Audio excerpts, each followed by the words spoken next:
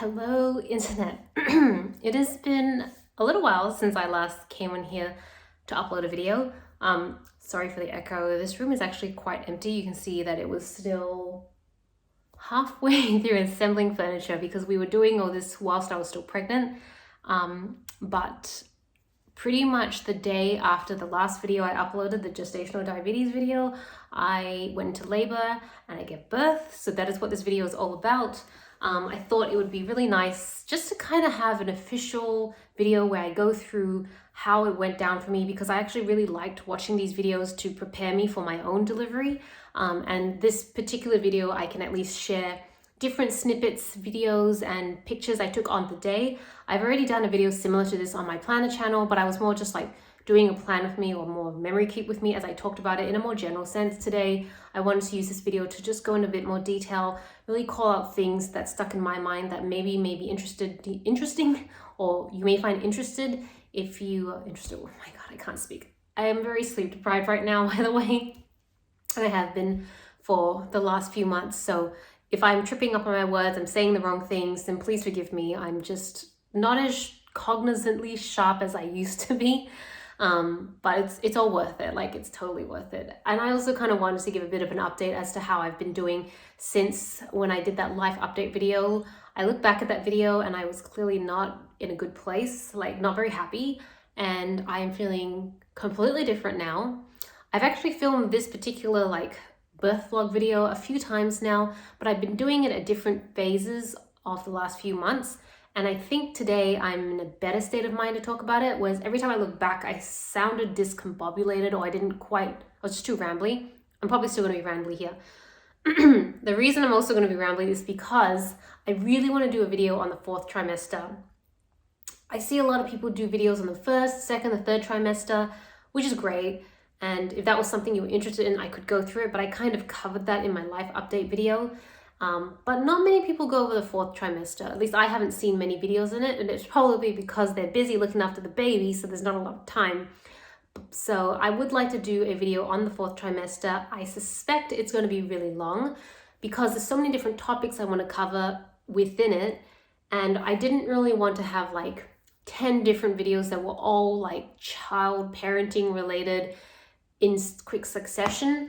I don't know, yes, right now my life is completely engulfed with just being a mom, but that is still not who I am alone. That is not my only identity. It has just become one of my identities, probably one of my favorite identities, but I'm not sure. I was never someone who really loved it when I saw other channels go from just me or the individual and then straight into baby stuff. Plus the other thing is I would not put my child online, so it's not like I'm gonna watch us go to the council for a weigh-in or something like that. Those are the vlogs that are just not gonna happen. So I'm really only going to be able to vlog things from my perspective. So there still will be a lot. I mean, I'm a mom now, so a lot of my content is going to be around this new season of my life. But I also want to just focus on holistically my life, not just motherhood. So after this video, I'm going to be uploading another video called the 4th trimester and all about it. I want to cover things like my mental health, breastfeeding, recovery, post delivery.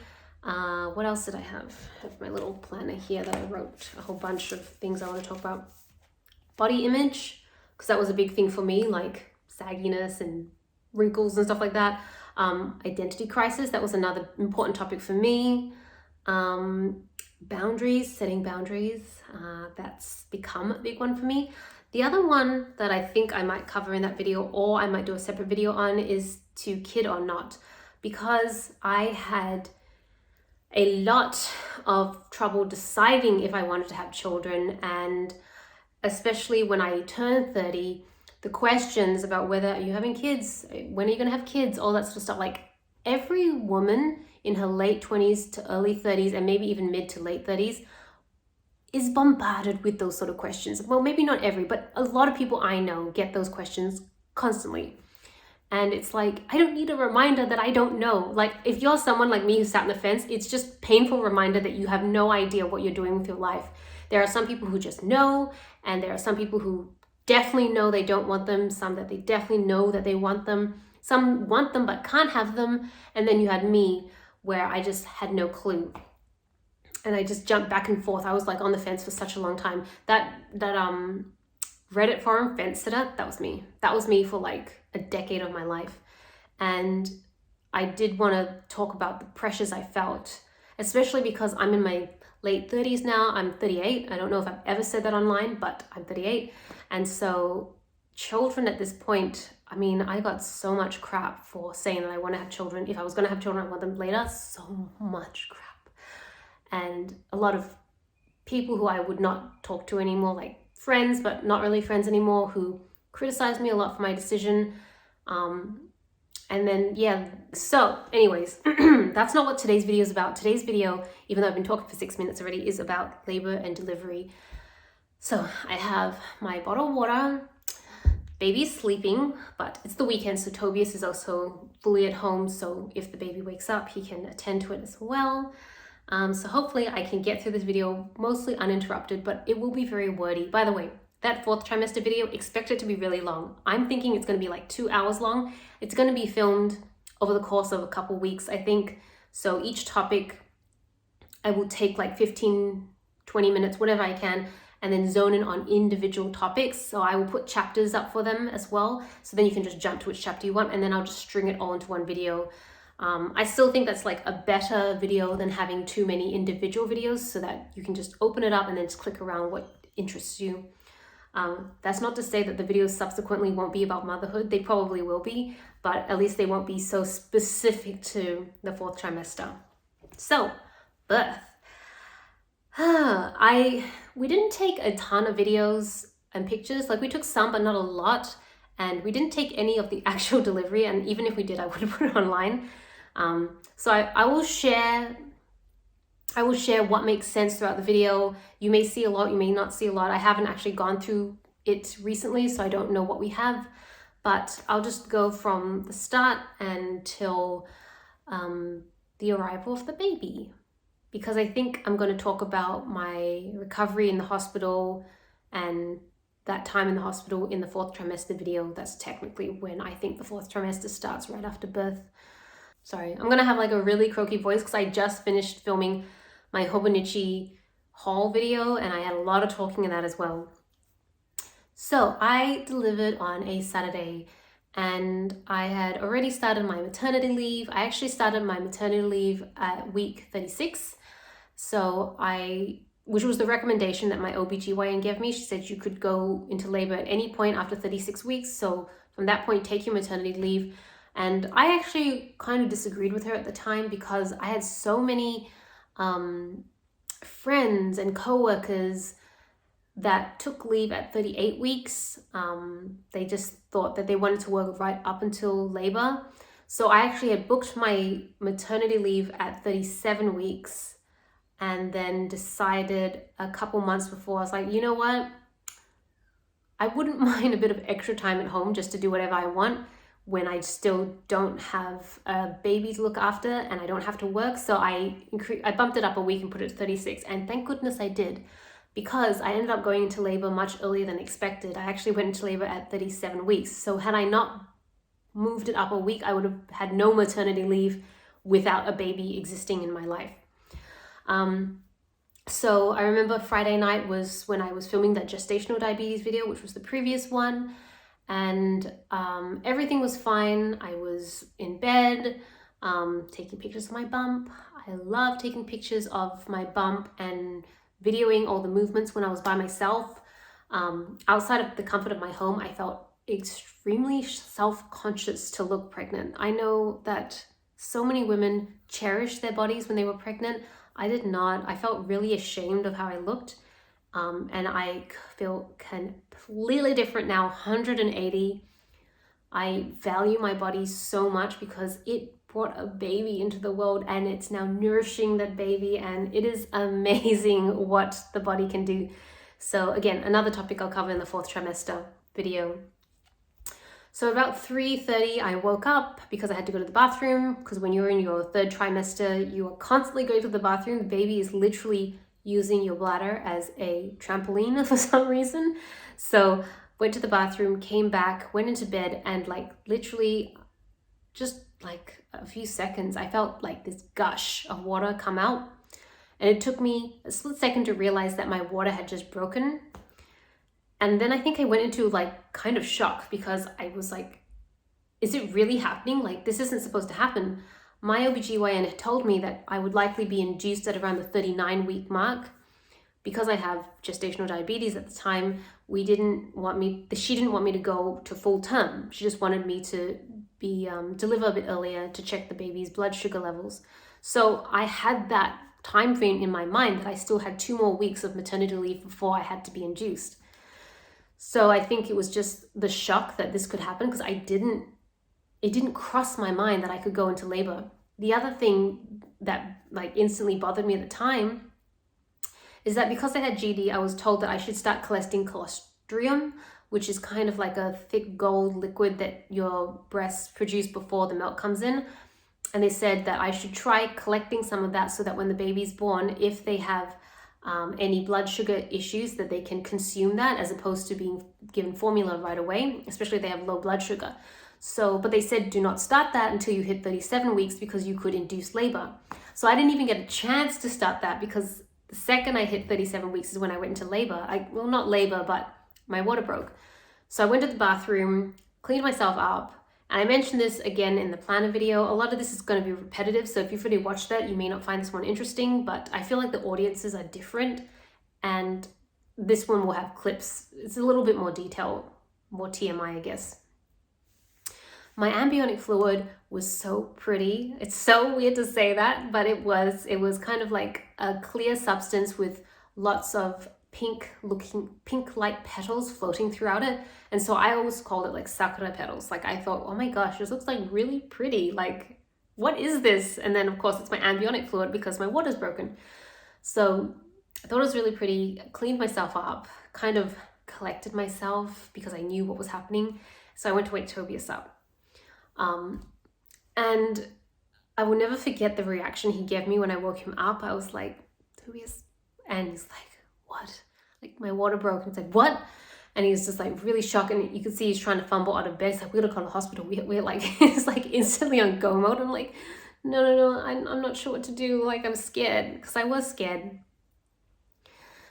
During the pregnancy, I mean, before I fell pregnant, I have always had mixed feelings about having children, and then I decided to go for it. But I am generally a very indecisive person. So even when I make a decision, I second guess it all the time. I dwell on it all the time. It's why I think I have really bad anxiety, because I cannot just settle on something and be happy with it. So, and I think that's what fed into my depression that I had at the start of the pregnancy, antenatal depression, because I was so unsure whether I should have been pregnant. I considered terminating the pregnancy, like everything you could think of. Anyways, I don't want to go into it because it just feels really uncomfortable to talk about now, but it wasn't a good time in my life. And so when I was going through this with my water breaking, realizing that the baby was coming now, all those sort of negative emotions flooded in, and it was mostly just a lot of anxiety and fear. And I kept telling him that I wasn't ready and I don't want the baby to come yet. I need more time by myself. Like, I need more time with just the two of us. But the baby's gonna come when the baby wants to come, so there wasn't much we could do. But Tobias was really good. I came to learn later that he was freaking out the whole time, but he was very comforting and calming to help soothe me. So we call a hospital. The hospital says, wait an hour, see if you're still, if more liquid is coming out. So we waited an hour, and this time we started packing a hospital bag because we had not actually finished packing it. We had a few bits and pieces, but we hadn't officially packed it. So we were just like running around the house crazy. Like, we had all these checklists that the hospital had given us, and we're just like throwing things in the bag and like, we need this. And an hour had passed, and I think towards the end of the hour, we called the hospital back and we said, yeah, the pads are still filling up. We definitely think the water's broken. So they're like, come into the hospital.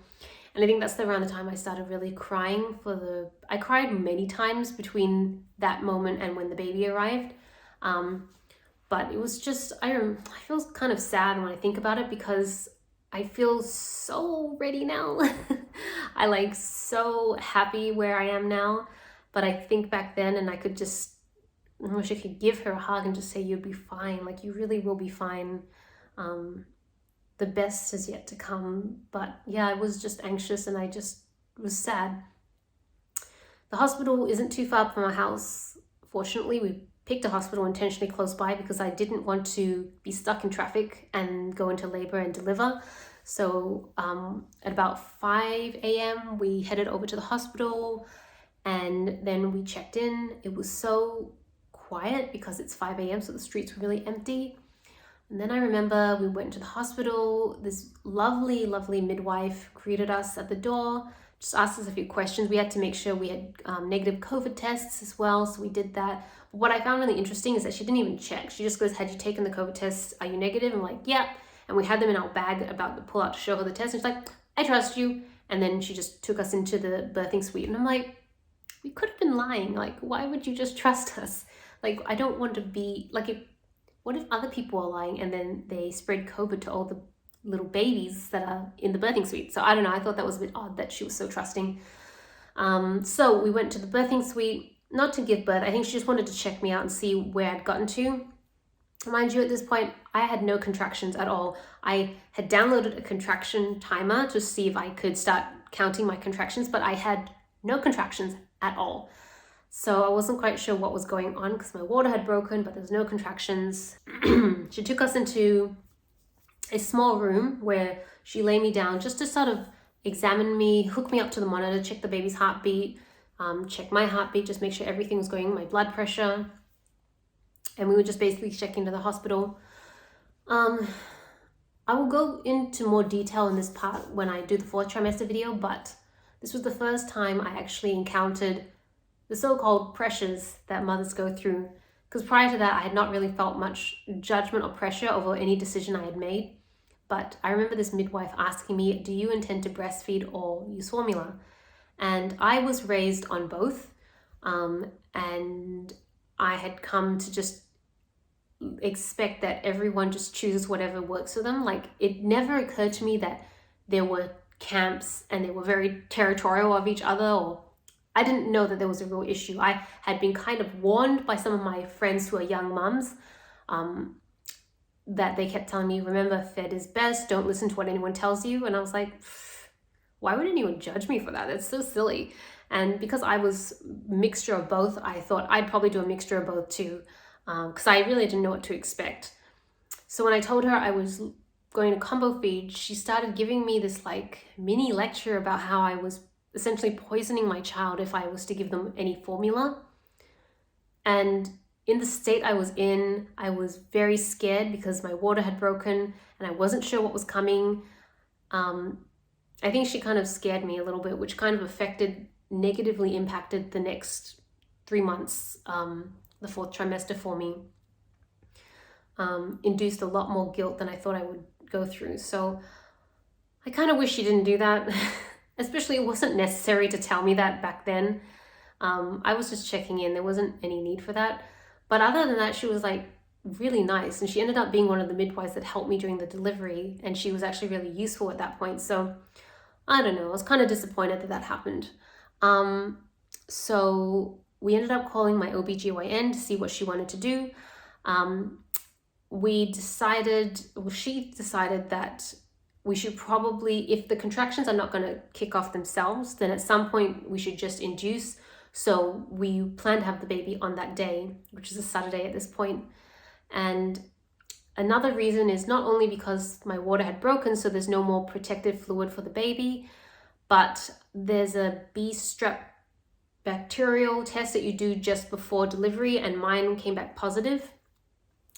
So they had to put me on antibiotics before the baby came, which meant it just made more sense to deliver the baby on that day so that I wouldn't have to constantly be taking all these extra antibiotics, walking around in a situation where my baby wasn't completely safe.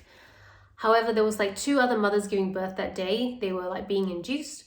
So I had to wait for them to be finished first. But I think also they were hoping that my body would naturally just start to kick off the contractions on their own. And I was kind of hoping that too. I'm a little nervous because you're kind of just like waiting for it to happen and nothing's happening. Like, where is this pain I'm feeling? It's not happening.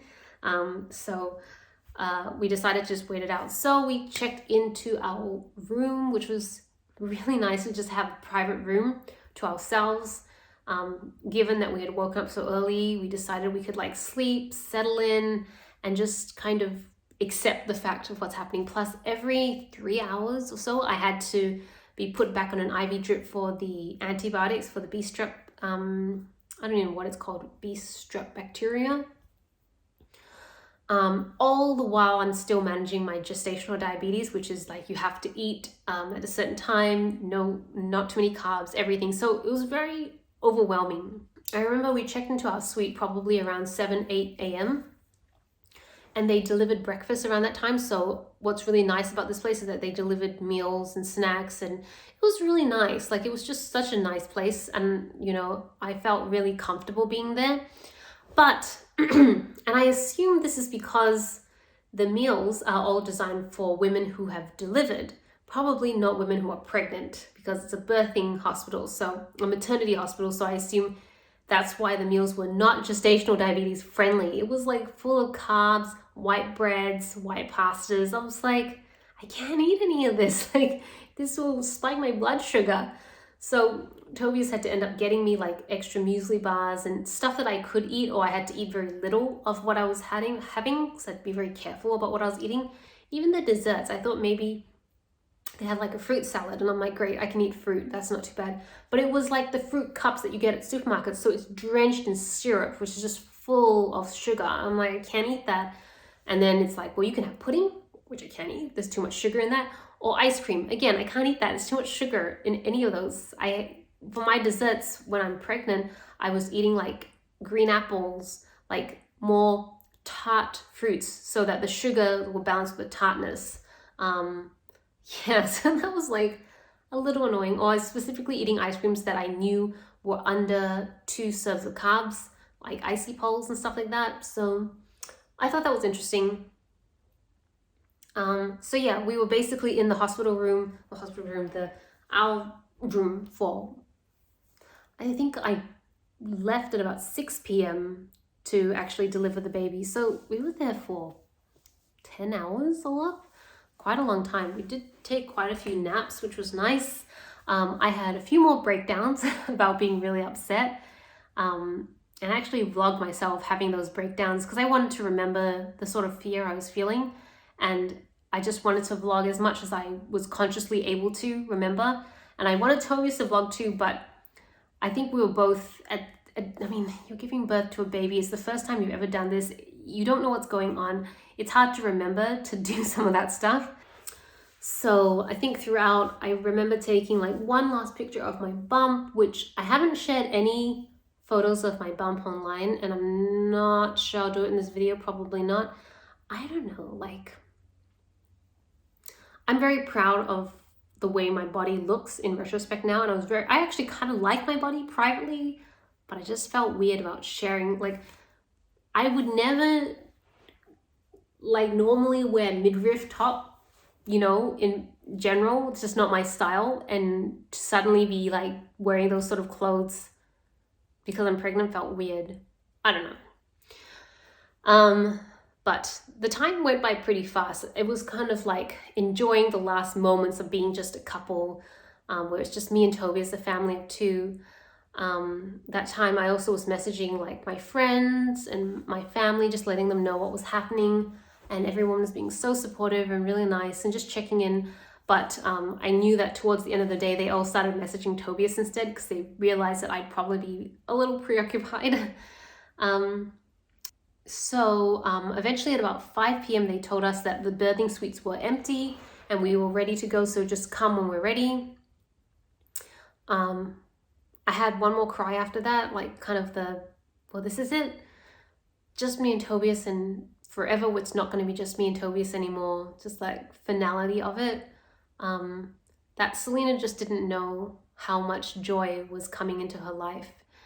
I remember her just being so sad and kind of mourning the loss of that period. So we eventually made it to the suite. I got up in the bed, and the inducing drug or whatever is just through the IV as well. So they just attached that. I lay in bed and I just kind of waited to see when the contractions would start.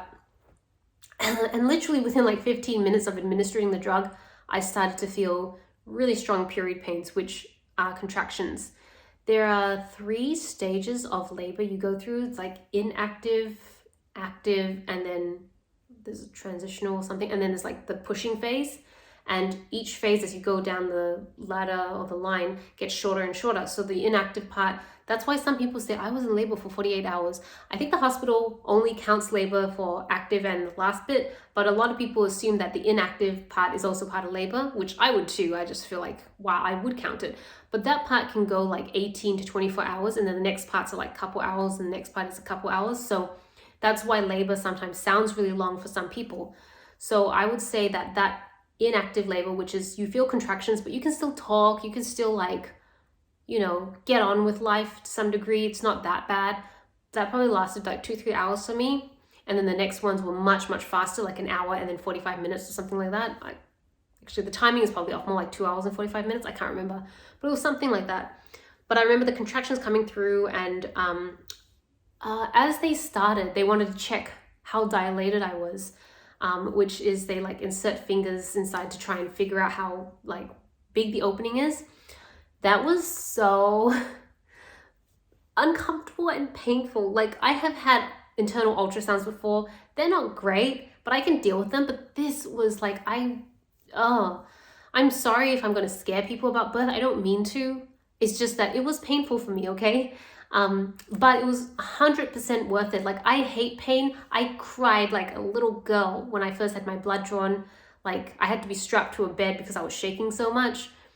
And I would still go through all of this because I know what was coming at the end. But that is because I wanted this baby in the end. Not everyone's going to be like me. Not everyone feels like it's worth it. So I'm only just sharing it from my perspective. But oh my gosh, it was so painful. And I think Toby's had to kind of hold me down because I was like jumping out of the bed. And I was 3 or 4 centimeters dilated. So she's like, okay, you kind of already are starting to dilate, but not quite there yet. You have to be 10 centimeters before we're ready to push. So they just continued to let the contractions go through, and they started getting stronger and stronger. There's this like monitor they hook you up to. They strap your belly so that they monitor the baby's heartbeat, my heartbeat. But that monitor also shows when contractions are coming and the rise and fall of them, and how close together the contractions are. So it was so weird because I could see when the numbers rise, I could feel like tightness in my stomach or my uterus, and it was like going up at the same time. So I was like watching the numbers, and I could say, oh, my contraction's about to start. Yep, I feel it's coming. And you kind of just brace yourself and you just breathe through it. Breathing helps a lot. There's a lot of that like fast breathing that I see on TV. Like, I don't know how anyone gets through pain by breathing like that. You're just amping your body up. You're just pumping more oxygen and blood, and just like it's not helpful. Slow breathing is the way to do it. At least that's what worked for me. Like this, like breathe in for 4 seconds, out for 6 seconds, breathe in for 4 seconds, breathe out for 6 seconds. That helped so much. It's the same breathing technique we'd use in meditation to reduce, if you're going through like a panic attack or an anxiety, like very high anxiety moment, that slow, deep breathing just really pulls everything down, and it makes you feel so much calmer. So that's exactly what I was doing, literally for hours on end, and it helped manage the pain as it got worse and worse. At one point, it was getting really bad that I asked for some sort of pain relief, and they gave me a gas where I would breathe in the gas and then breathe out. And every time I breathed it in, it kind of dampened the pain of the contractions. But the second I stopped breathing in, the pain came back. So it wasn't very long-lived. It was very temporary pain relief, but it just helped me get through the labor part more, like more efficiently. I don't know. I don't know what I'm saying. So as we were doing this, eventually the pain got unbearable, like so painful that I was just crying, and I was I always knew that I would want an epidural because my mum had them for when she had me, and she said it was amazing, and a lot of my friends have had them and they said it was amazing. But I have always been scared to take it because I know that it's a massive needle in the spine and I'm worried about getting paralyzed. So I really hoped I wouldn't need it, but the pain was so strong that I couldn't cope without it. So I started asking them, I really need the epidural, can you please get it? And I also wanted to make sure I got it soon enough that I hadn't gone into like the end part of my labor where they wouldn't give it to you anymore, because once you start pushing, they're not going to give you any more drugs because otherwise you can't feel the contractions as well. So they're like, okay, they'll go get the anesthetist. And so he was out at Bunnings at the time or something, so he came back and administered it. Tobias was so good. He was kind of helping me understand what the anesthetist was saying because I was crying as the contractions were going through my body. What was so odd, and I don't know if this is in every hospital, but the anesthetist, the epidural is a separate payment to your hospital stay. So Tobias literally had to hand his credit card over as I was going through contractions in the hospital to pay for the epidural. Like, I thought maybe it would just be included in the hospital bill at the end, but no, you have to make payment right there. It had this cold feeling because it's like, I don't know, there's just something so transactional about it, even though it is a transaction occurring. But I think when you're in that state, it just feels, I don't know, it feels different. So he paid for it, and so they started administering the epidural. They first numbed the area with a local anesthetic. So I felt that pinprick, like a really light pinprick at the back. But after that, the whole area kind of went numb. So I couldn't really feel, I could feel pressure when he was like taping stuff down, or he was like using antiseptic or all this sort of stuff on my back. I could feel pressure, but no pain, until there was a point when I felt like almost like a, I don't know, like a dull, sharp, forceful pain right somewhere in the center. And so I kind of yelped when that happened, and he was like, what? I'm like, I can feel something in my spine, like it's like I can feel something digging into it. And he was like, oh, and like he seemed so worried, and that freaked me out because I'm like, you're the expert, like you're supposed to like make sure that I can't feel anything. How can I feel something right now? But I think he moved the needle a little bit and then it was fine. I didn't feel anything. And I just remember as it took like probably 10-15 minutes maybe. My concept of time at the time was really bad, so I'm probably getting way off. But I felt like this warm sensation come over me, and suddenly I couldn't feel anything from my waist down anymore, and it felt amazing because I could still feel the contractions, like the pressure of the contractions, but I couldn't feel the pain that came associated with it anymore. And that was just great. I was like, oh, this is amazing. Although I do remember when he was administering the epidural, and I don't know, maybe that's why I felt the pain, he kept telling me to hold still, and it was really hard to hold still because I was still experiencing the contractions, and I would like be shivering and like tightening up each time a contraction went through. So I was really glad not to feel the pain. In fact, it was so peaceful that I think I fell asleep for a little bit. Like I just literally fell asleep, just exhausted from the contractions, and then woke up again. So it was really nice. Time just kind of passed by. Tobias and I were just chatting, the midwives would come in, we were laughing. It was just like from one extreme of me crying and shaking to like just being calm, and just, it was just so weird. But after a while, I could start to feel the pain come back again, like slowly, like just kind of like rising up. And I took the gas again to try and manage it with my I did my breathing first, and then when that wasn't enough, I took the gas, and then when that wasn't enough, I told Tobias to tell the midwives that the pain is coming back. And so they assumed that it was likely that the epidural was wearing off because you need to keep topping it up. So they went to go top it up. But one of the senior nurses, before they did it, she's like, let me just check Celina, see how long, how far away she is. So she wanted to see how dilated I was. And she checked, and she didn't even have to check because the head was there. Like the top of my baby's head was already there. And she's like, we have to push this baby out, like it's ready to go. I'm like freaking out. I'm like, I didn't even feel the head coming down. I like didn't feel anything, and now I don't even get more pain relief. I'm just gonna have to push through this. Like I'm pretty sure I had some epidural drugs left in my system, but it definitely wasn't, it wasn't enough to not feel the pain anymore. Oh, I forgot to mention, when you get an epidural, because you lose the ability, you lose sensation below your waist, they need to give you a catheter to take any of the urine out of your bladder, because you can't actually urinate yourself anymore. You can't urinate or use a toilet anymore. So, and yeah, they literally put this little tube up your urethra just to extract all the urine. It's not comfortable. They do it after the epidural is administered, so you don't feel it. You still feel a little bit of weird pressure, but you don't feel it as bad. But when they take it out, they took it out with me the next day, so the epidural had completely worn off. Oh my God, it was the most uncomfortable thing ever. Anyways, so it was time to start pushing. And so I just had to push through the pain. It is, again, I don't mean to scare people, but I'm just keeping it real. Like, it is the most pain I've ever felt my entire life, the most intense pain I have ever felt. And I didn't think I could survive it because it was so bad. It is like period pain times the point you feel like your body is ripping apart. It is so painful.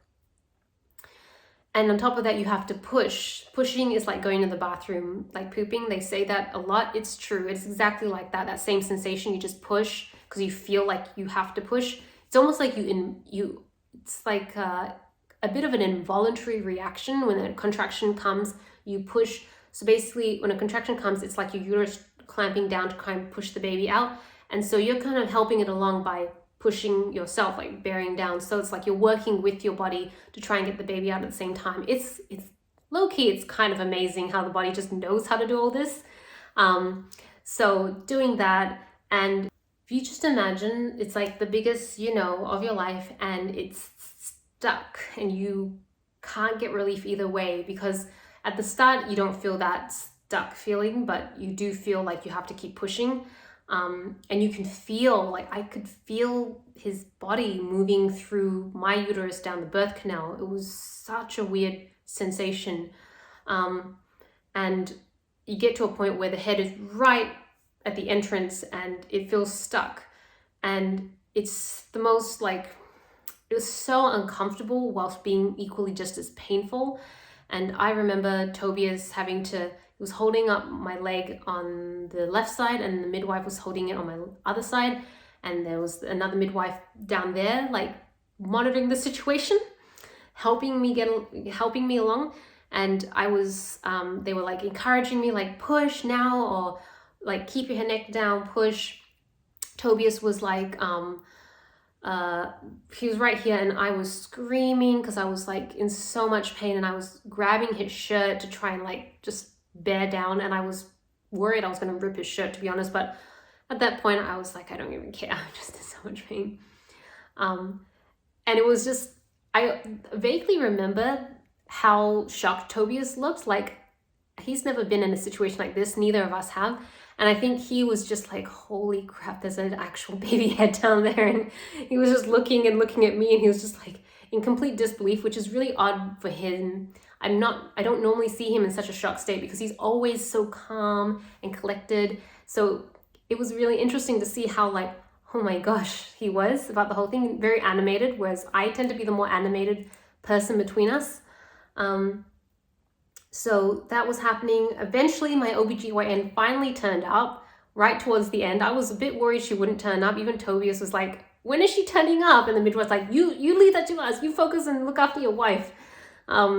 So apparently I was pushing for about 45 minutes to an hour, but I could tell that I was starting to blank out, because it's just, you put so much energy and straining just to push, and then it's like you lose energy during it. I just don't have the energy to do it, and you let go. And the midwives were like telling me to keep going, to stay on it, but I just didn't have it in me. I couldn't maintain the pushing for such a long period of time. Towards the end, so my OBGYN, when she got there, she was like, look, baby's like right there. I just need to give you a small cut and we'll get them out. And I freaked out because I knew what the cut was, and in my conscious state, it was something I didn't want. So I told her, no, don't cut me. Please just let me keep trying to push. So she's like, all right, I'm going to give you a little bit more. Otherwise, I'm going to have to do it if you don't do it. And I remember there was 2 midwives there.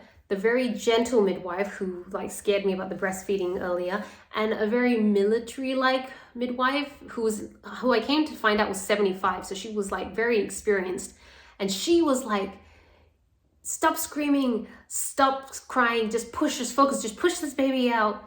And at one point she said, if you don't push this baby out, I will cut you. Because she knew I didn't want to have the episiotomy down like at the entrance. And I was like, I didn't take offense to it at all. I thought it was really helpful to have someone who was very focused. And the other midwife was like, you're doing great, Sweeney, just you're doing amazing. And she was like holding my hand, and Tobias was just freaking out on the side. So it was very chaotic and dramatic from my perspective. So I kept trying, but I could tell I was probably going to black out pretty soon because I just couldn't do it anymore. Like I was low on energy.